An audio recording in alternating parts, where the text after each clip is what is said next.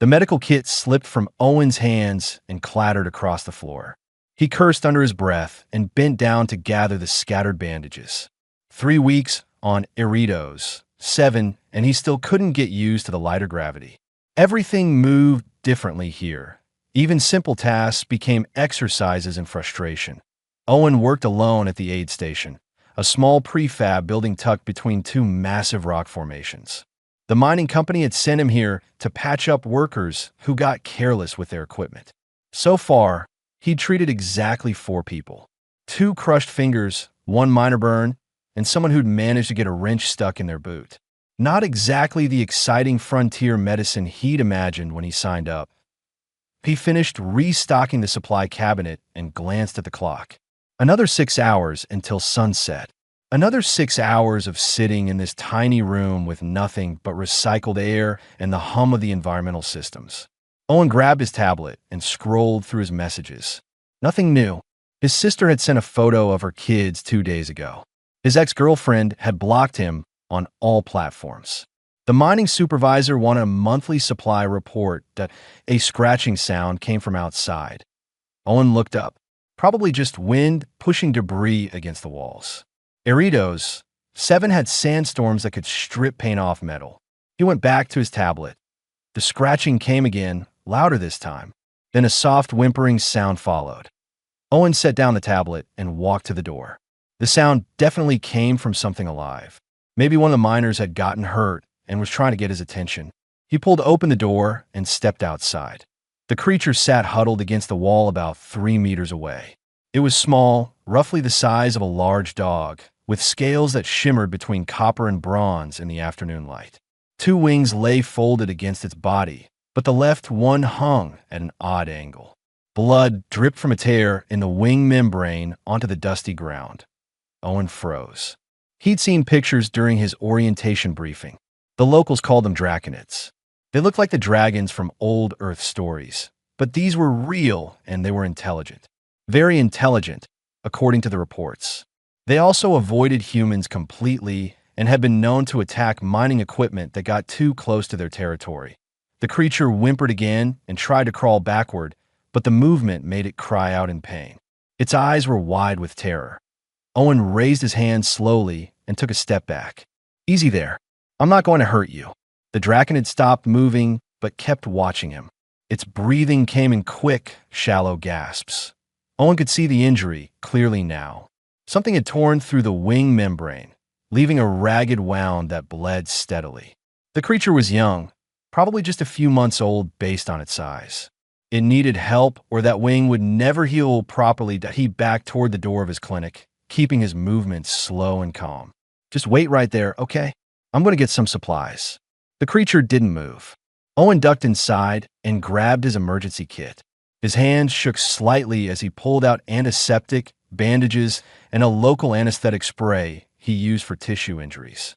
He had no idea if any of this would work on draconid biology, but he had to try. When he came back outside, the creature was still there. It had curled into a tighter ball, wings tucked close except for the damaged one. Owen knelt down about 2 meters away and opened the kit. I'm a doctor. Well, a medic really, but close enough. That wing looks bad. I think I can help if you'll let me. The draconid's eyes followed his every movement. Owen pulled out the anesthetic spray first and held it up so the creature could see it. This will make the pain stop. It might sting for a second, but then you'll feel better. I promise. He moved closer, one careful shuffle at a time. The draconid tensed but didn't try to flee. When Owen got within arm's reach, he could see the creature trembling. Fear or pain, probably both. It's okay. I've got you. Owen reached out slowly and touched the edge of the wing. The draconid flinched but held still. The membrane felt thin and delicate under his fingers, like wet paper. He sprayed the anesthetic around the wound, working quickly but gently. The creature hissed once, then relaxed slightly as the pain relief kicked in. The tear was worse up close. Whatever had caused this had really done damage. Owen cleaned the wound with antiseptic, watching for any sign that his supplies were causing a bad reaction. The draconid stayed quiet, watching him with those large, intelligent eyes, he pulled out specialized adhesive strips designed for delicate tissue repair. They were meant for human skin grafts, but the principle should be the same. Owen carefully aligned the torn edges of the wing membrane and applied the strips, creating a framework for the tissue to heal along. Then he wrapped the wing with a light bandage to keep everything in place. There, that should hold. The draconid shifted its wings slightly, testing the repair. For the first time, it made a sound that wasn't pain or fear. A soft chirping noise, almost curious. Owen sat back and smiled. "Yeah, you're welcome." He pulled out a water pouch and squeezed some into a small container. The creature sniffed it, then lapped it up quickly. Owen added some basic nutrient gel next. The draconid ate that too. Movement caught his eye. Owen looked up at the canyon walls surrounding his clinic. Shapes moved in the shadows between the rocks. Larger shapes. Adult draconids, watching. He counted at least 5, maybe more. His mouth went dry. If they decided he was a threat, there wasn't much he could do about it. "I'm just helping," Owen said to the watchers. "Your little one was hurt. I fixed the wing. That's all." The shapes didn't move closer, but they didn't leave either. The young draconid finished eating and curled up against the wall of the clinic. Its eyes began to close, exhaustion taking over now that the pain had stopped. Owen stood up slowly and backed toward his door. "You can stay there as long as you need to. I'll leave the door open in case you want to come inside where it's warmer." He went into the clinic, but left the door propped open. Through the doorway, he could see the small creature sleeping peacefully. The adult draconids remained in the shadows, silent guardians watching over their wounded young. Owen cleaned his supplies and put everything away. His hands had stopped shaking. Whatever happened next, he'd done the right thing. Sometimes that was all a doctor could do to... As the sun set over the canyon, deep rumbling sounds echoed through the rocks. The adult draconids were talking to each other in their own language. Owen wondered what they were saying, wondered if they understood that he'd only wanted to help. When he checked again an hour later, the young draconid was gone. Only a few spots of dry blood remained to show it had ever been there. Owen looked up at the canyon walls, but the watchers had disappeared too. He closed the clinic door and sat down at his desk. Tomorrow would probably be just another quiet day on Erido's 7. He had no idea how wrong he was. Scratching noises woke Owen before his alarm went off. He rolled out of his bunk and stumbled to the clinic entrance, still half asleep. When he opened the door, 3 small draconids sat waiting outside. They looked up at him with bright eyes, each one injured in some way. One had burns across its shoulder that looked recent.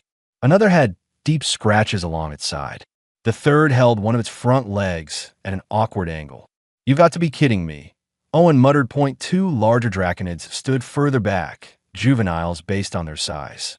They were each about as big as an adult human, with fully developed wings and darker scales. They watched Owen carefully, but made no move to approach. Owen rubbed his face and looked at the injured youngsters. They'd come here on purpose, brought by the older ones. Word had spread somehow. He'd helped one of them, and now they expected him to help more. "All right, come on then. Let's get you fixed up." He treated the burned one first. The injuries looked like they'd come from touching something extremely hot, probably one of the thermal vents that dotted the landscape. Owen applied cooling gel and wrapped the shoulder with a light dressing.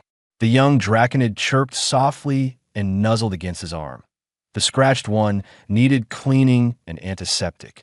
The wounds weren't deep, but they'd gotten dirt in them. Owen flushed each cut carefully and applied antibacterial ointment. The draconid hissed when the antiseptic stung, but it held still until Owen finished. The last one had a fractured leg. Owen could feel where the bone had cracked. He created a splint using materials from his supplies and wrapped it securely. The young draconid tested the leg, found it supported its weight better now, and made that same curious chirping sound. The whole time Owen worked, the 2 juvenile draconids watched. They moved closer as they saw he wasn't hurting the youngsters. By the time he finished treating the 3rd patient, they were only a few meters away. Owen started explaining what he was doing out loud. It felt silly at first, talking to creatures that probably didn't understand human language. But the juveniles tilted their heads when he spoke, like they were trying to make sense of his words. Their eyes followed his hands as he demonstrated how to change a bandage or apply ointment. "See, you clean it first," Owen said, showing them a bottle of antiseptic. "Then you put this on to keep infection out. The bandage protects it while it heals." One of the juveniles made a low rumbling sound. The other leaned closer to watch. By midday, more draconids arrived. Owen counted 7 this time, a mix of ages and sizes. One adult landed near his clinic with a damaged wing. The membrane had healed wrong at some point in the past, leaving it stiff and painful. The adult draconid extended the wing toward Owen, then settled down to wait. "You want me to look at that?" Owen asked. The creature didn't respond, but kept the wing extended. Owen examined the old injury carefully.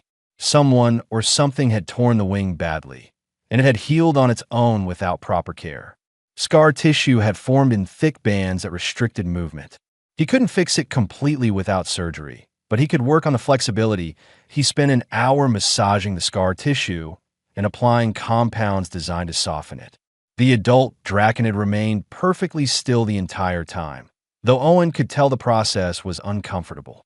When he finished, the wing moved more easily than before. The adult draconid stood up and tested its wing. It flapped several times, rising off the ground. A look that Owen could only describe as surprise crossed its face. It landed again and made a deep thrumming sound. More draconids appeared from the canyons, responding to that sound. By evening, Owen had treated 15 different patients. His supplies were running lower than he'd expected. The mining company restocked him once a month, and he just used enough materials for half that time in a single day. The draconids started bringing him things.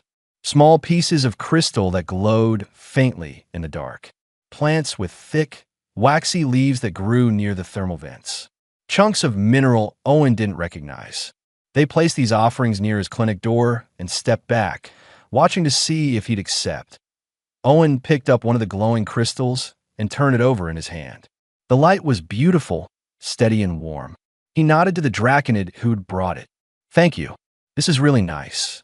The creature made a pleased, chirping sound. Owen realized what was happening.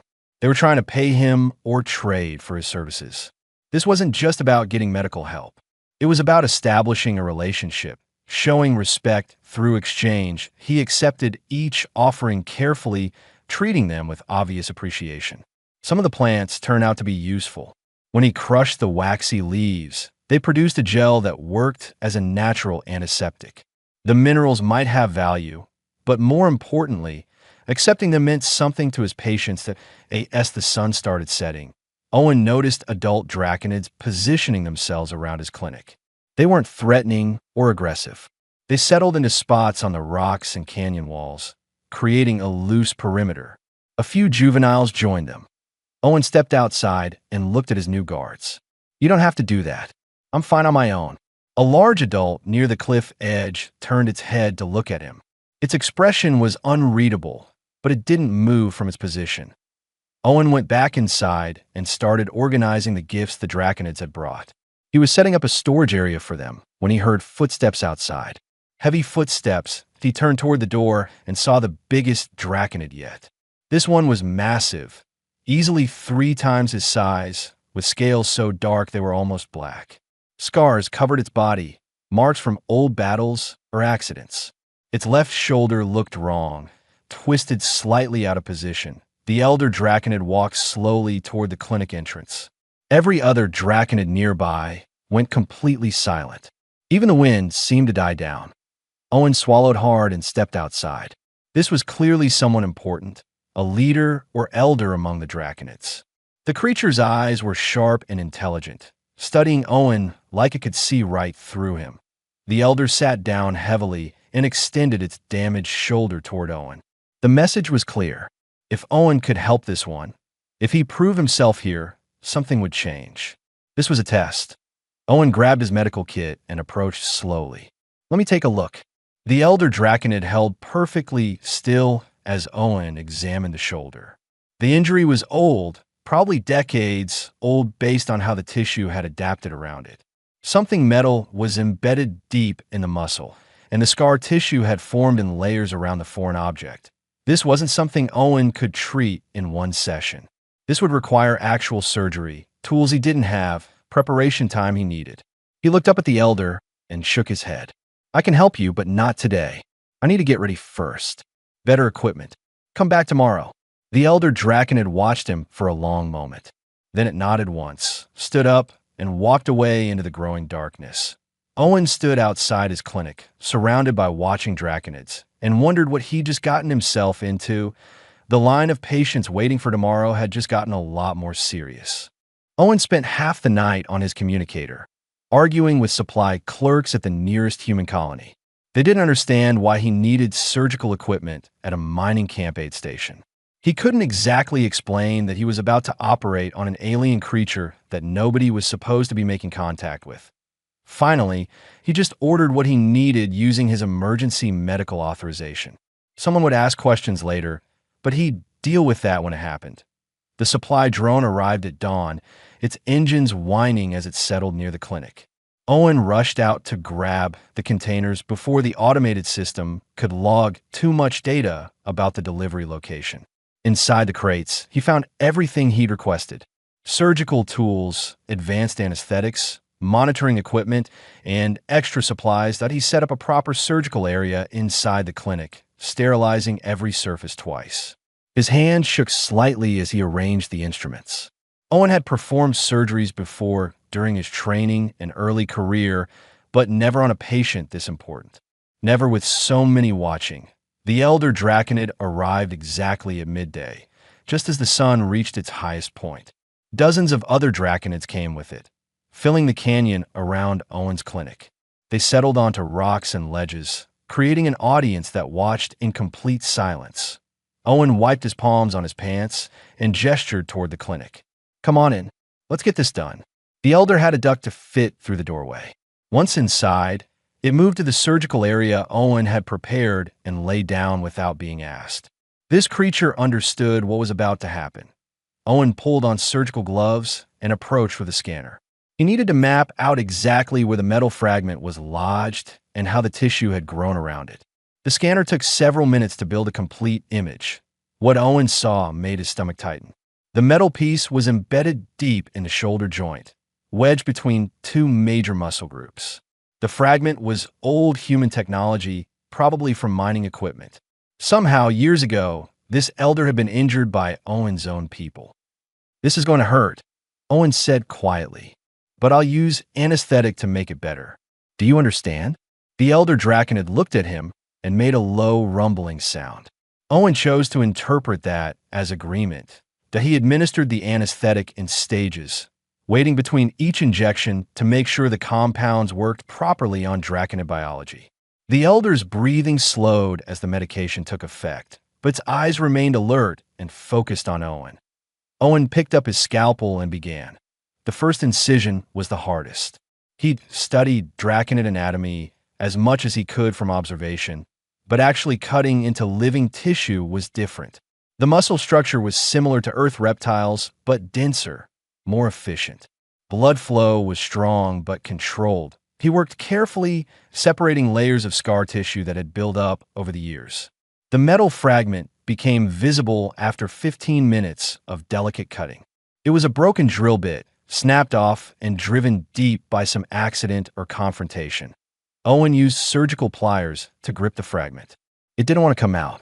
The tissue had grown around it like tree roots around a stone.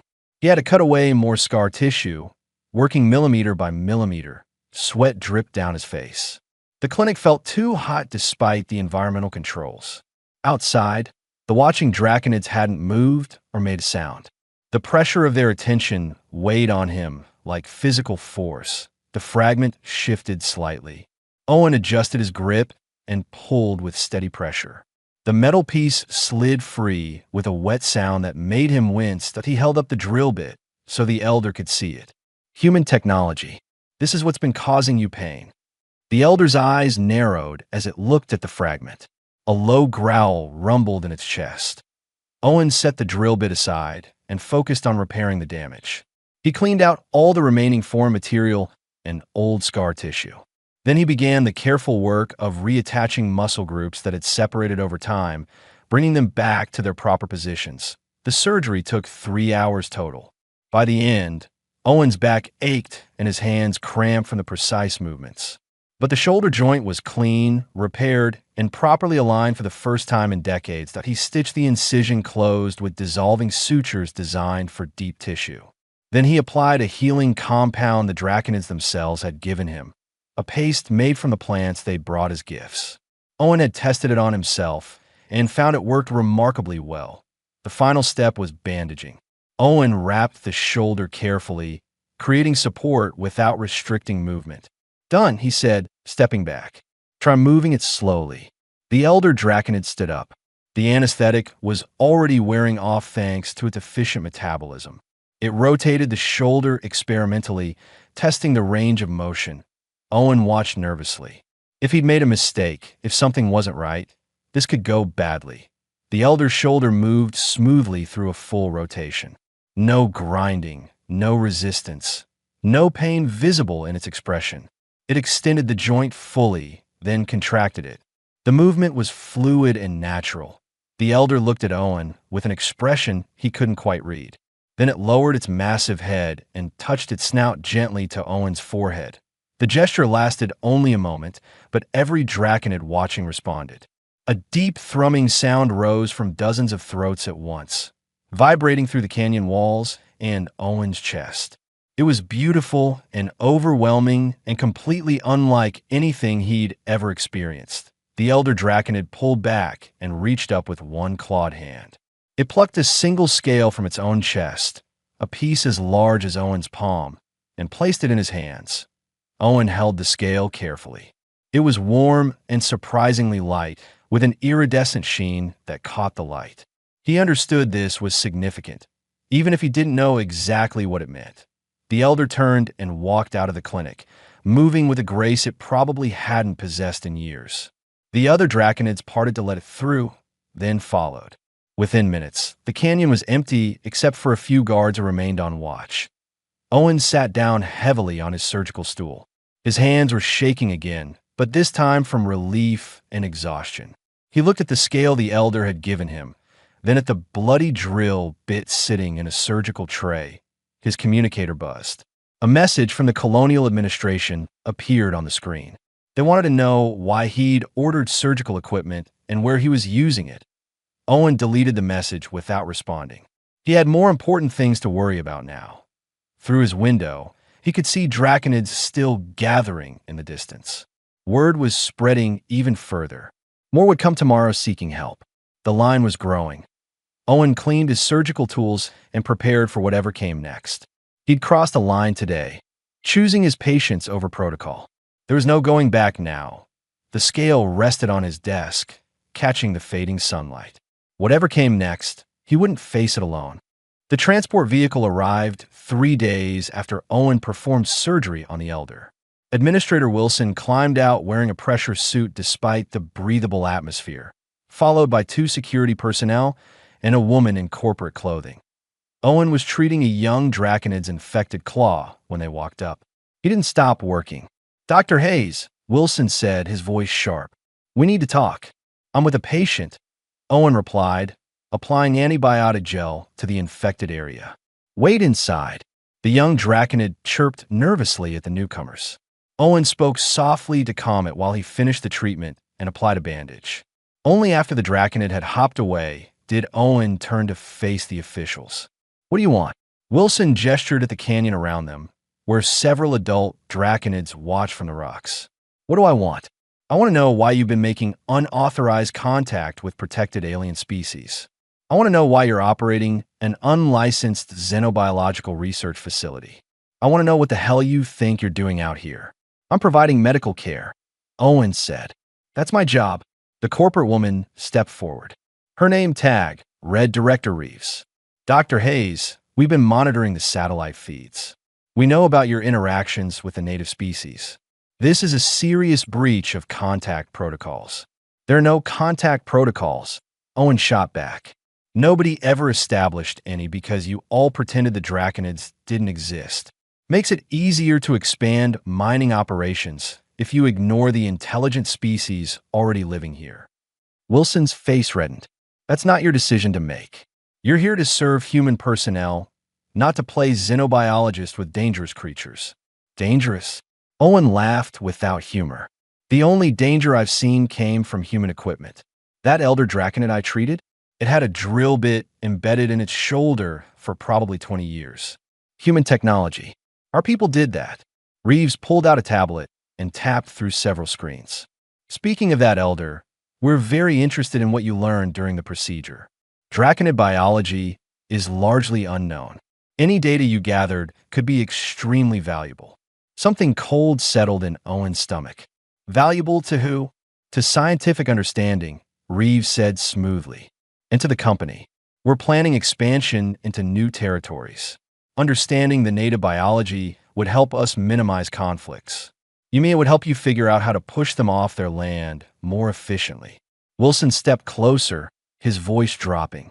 Watch your tone, doctor. We're offering you a chance to be part of something important.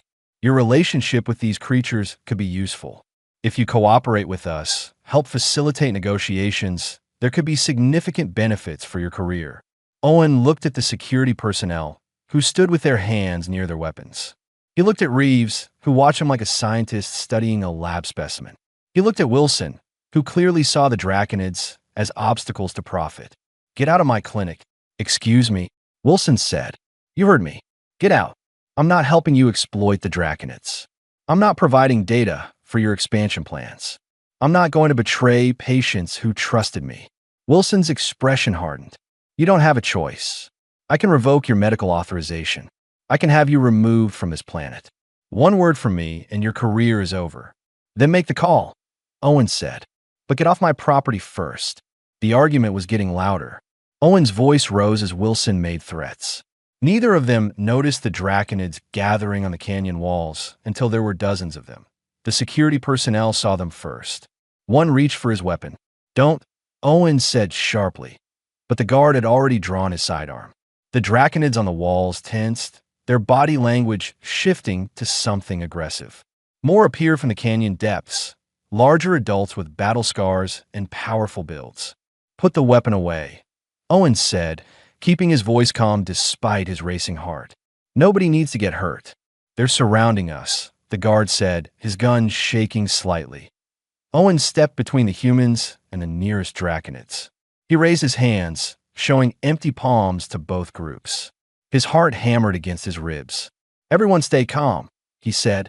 The draconids are responding to the shouting and the weapon. They're protecting me because I've helped them. If you just lower the gun and back away slowly, everything will be fine. A massive shape landed heavily nearby. The elder draconid placed itself directly between Owen and the security guards. Its shoulder moved perfectly, fully healed. It made a low rumbling sound that echoed off the canyon walls. More draconids answered, creating a chorus of rumbling calls. It wasn't threatening exactly, but it was powerful. A reminder of who actually controlled this territory. Wilson went pale. Reeves took several steps backward. The security guards looked at each other, clearly realizing they were massively outmatched. Owen kept his hands raised and spoke to the elder. It's okay. They're leaving. Nobody's going to hurt anyone. The elder watched the humans with intelligent eyes. Waiting. Owen turned to Wilson. You need to go. Now. Walk back to your transport slowly. Don't make any sudden moves. Don't draw any weapons. Just leave. This isn't over, Wilson said, but his voice lacked conviction. Yes, it is, Owen replied. This clinic is neutral ground. I treat anyone who needs help, human or draconid. If you can't accept that, stay away. Wilson and his group backed toward their transport. The draconids watched but didn't advance. When the humans reached their vehicle, they climbed in quickly. The transport lifted off with a whine of engines and disappeared over the canyon rim. The gathered draconids began to disperse, returning to their positions or flying away. The elder remained, looking at Owen. Thank you, Owen said quietly, for not attacking them. That would have made everything worse. The elder made a softer sound, almost questioning. I don't know what happens now, Owen admitted. Wilson will report this. The company might try to shut me down, but I'm not leaving. I'm not abandoning my patients. The elder touched its snout to Owen's forehead again, the same gesture it had made after the surgery. Then it launched itself into the air with powerful wing strokes, the healed shoulder working perfectly.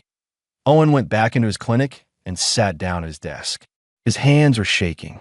He just defied colonial authority, threatened his career, and possibly started a conflict between humans and draconids.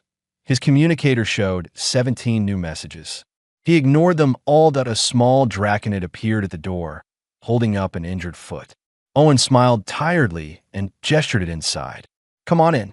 Let me see what you've done to yourself." The work continued. Whatever consequences came from his choices, Owen would face them. But he wouldn't stop helping those who needed him.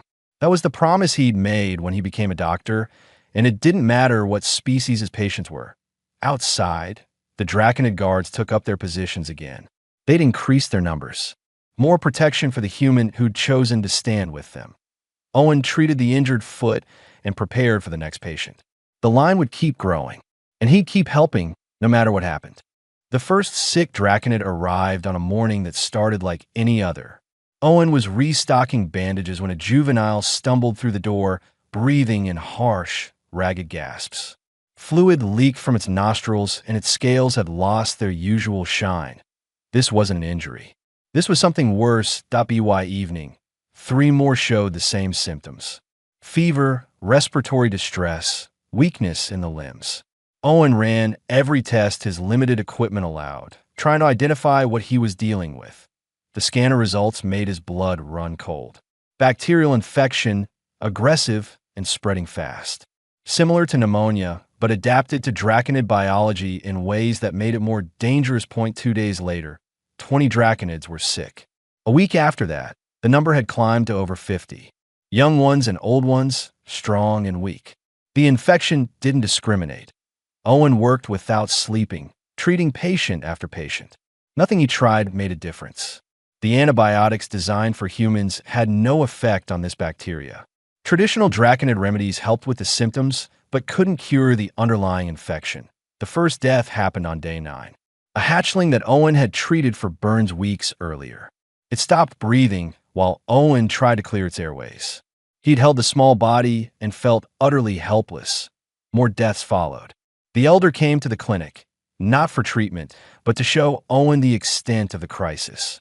It led him deep into draconid territory, to breeding grounds Owen had never seen before. Dozens of sick draconids lay in the caverns. The healthy ones tried to care for them, but they didn't know how. The elder looked at Owen with eyes that held both hope and grief. Owen traced the infection back to a contaminated water source.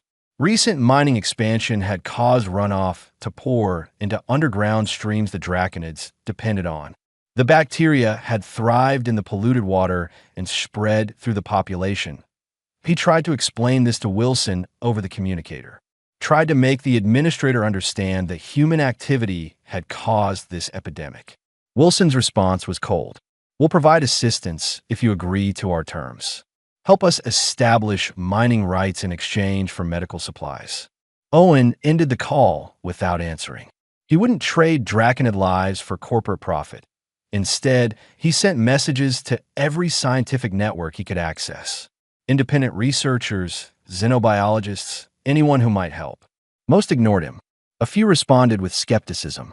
One message came back with actual interest. Dr. Rachel Ford arrived 4 days later on a private transport.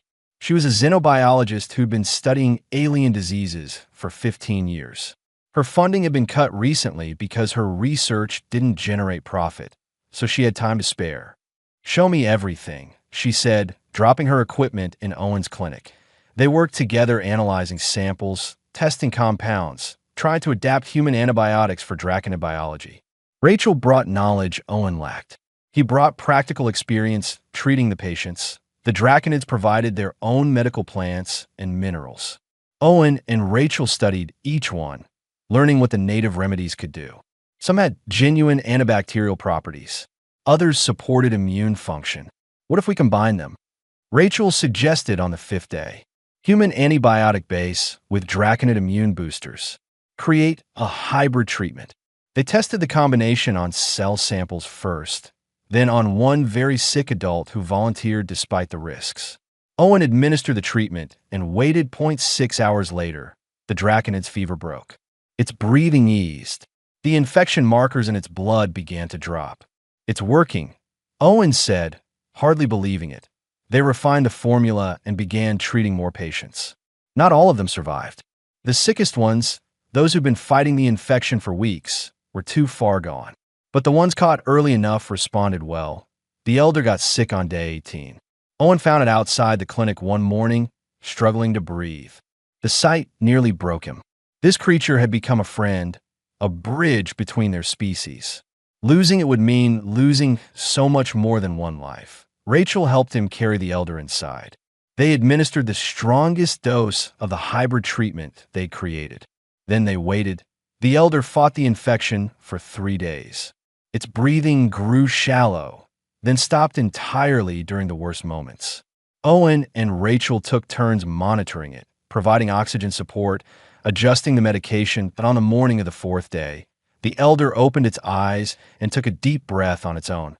Owen sat down hard, relief making his legs weak. Rachel smiled for the first time since arriving. The turning point had come. With the treatment working, they could save most of the infected draconids. Owen and Rachel trained healthy draconids to help administer medication. The juveniles learned quickly, understanding dosages and timing better than Owen had expected. The epidemic began to recede. Recovery rates climbed. Deaths became rare instead of common. The breeding caverns that had been filled with sick and dying gradually returned to normal. Colonial authorities arrived to document the outbreak. They couldn't ignore a crisis this large, especially one caused by their own mining operations. Environmental scientists confirmed Owen's findings about the contaminated water. Wilson looked uncomfortable when he saw the evidence. "We'll implement new filtration protocols. Establish buffer zones around water sources." "You'll do more than that," Owen said. "You'll recognize draconid territory officially. You'll establish environmental protections. And you'll provide funding for continued medical research." Wilson started to argue, but Rachel cut him off. "I'm publishing my findings regardless of what you decide. The scientific community will know that corporate negligence caused an epidemic that killed intelligent beings. How do you think that will look?" Wilson negotiated for 2 hours, but ultimately agreed to most of their demands. The alternative was worse publicity than the company could handle. After 3 months, the last patient recovered. Owen stood outside his clinic and watched healthy draconids fly overhead. The canyon was alive with their calls again, no longer the sounds of grief but of celebration. Rachel decided to stay. "Someone needs to continue the research. Besides, I like it here." They began planning a proper medical facility, one designed to serve both species. The draconids contributed knowledge and resources. The human colony provided equipment and supplies. Owen looked at the elder, fully recovered and stronger than before. The creature's eyes held something new. Not just gratitude or respect, but genuine partnership. "We did it," Owen said. "We actually did it." Rachel bumped his shoulder. "You did it. I just helped. You're the one who chose to care when nobody else would." The crisis had changed everything. What started with one injured hatchling had grown into something much larger. Trust built through shared struggle. Cooperation born from necessity. The line of patients still formed each day, but now it included humans seeking draconid remedies and draconids accepting human treatments. The barriers between species were breaking down. Owen had come to Eridos, 7 expecting to patch up minor injuries and count the days until his contract ended. Instead, he'd found his purpose. Not just as a doctor, but as a bridge between worlds. The work was just beginning. 6 months had passed since the epidemic ended.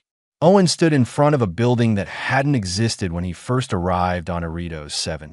The medical facility was half human design and half something else entirely, with rounded archways that accommodated draconid wings and healing pools that used thermal vent water.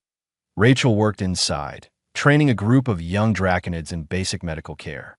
Through the window, Owen could see her demonstrating how to clean a wound while 3 juveniles watched closely. They were learning fast, already able to handle simple treatments on their own. The colonial government had officially recognized draconid territory after the epidemic. Mining operations now had strict boundaries and environmental oversight.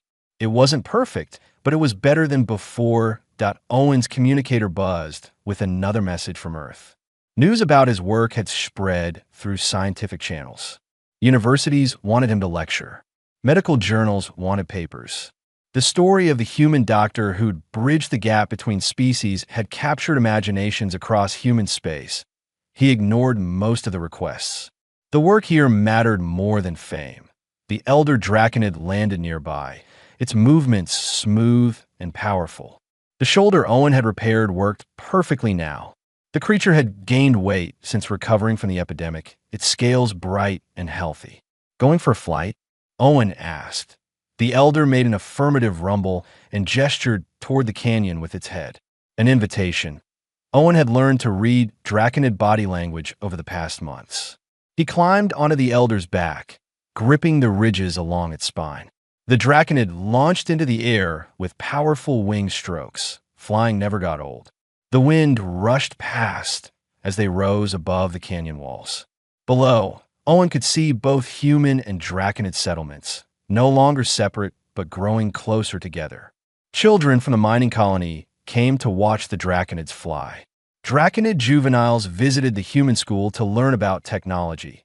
The elder carried Owen deep into territory few humans had ever seen. They landed in a vast cavern lit by bioluminescent fungi and thermal vents. Hundreds of draconids gathered here, and at the center was what Owen had heard about but never seen. The hatchery.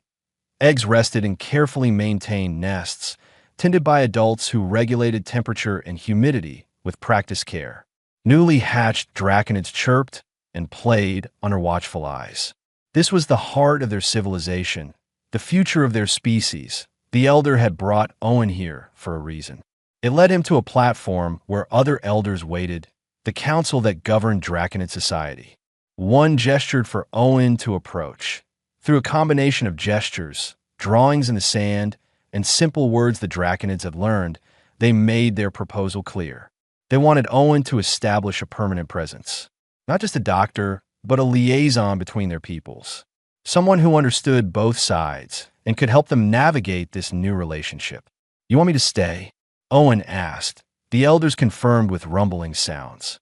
"I need help. More doctors, more researchers. We need to train people from both species." The elders agreed. They were willing to share their knowledge, their resources, their world. In exchange, they wanted the same from humanity. Real partnership, not exploitation. Owen thought about his old life. The failed relationships, the boring assignments, the feeling that nothing he did really mattered. Then he thought about the first injured hatchling, the line of patients that had formed, the lives saved during the epidemic.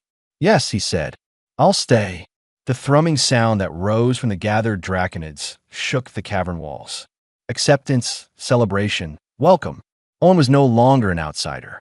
He was part of their community now. Over the following weeks, volunteers arrived from Earth. Doctors who wanted to learn xenobiology. Researchers interested in cross-species cooperation. Teachers willing to work with draconid young. Not all of them lasted.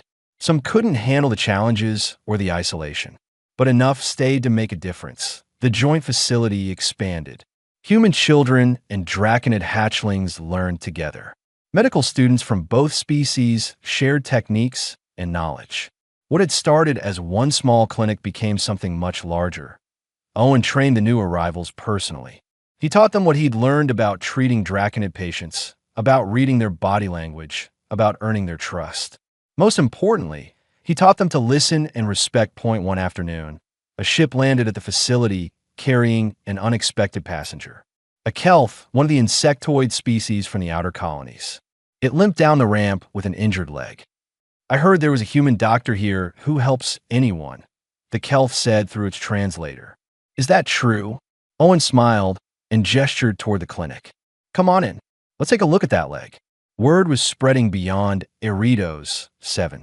Other species had heard about the human who crossed boundaries to provide care.